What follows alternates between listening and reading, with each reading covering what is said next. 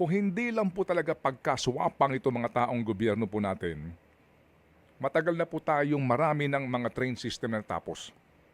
Pagkaswapang kasi nila sa pera. Bakit? Sa halip na unahin itong mga napaka-importanting proyekto para sa atin, ang inuuna nilang mga proyekto ay ang para sa kanilang mga sariling interes. Magandang halimbawa ito ngayon, itong 288 billion na isiningit po sa pambansang budget. 288 billion. Binawasan daw ng 26. Okay, 26. So magkano pa natira?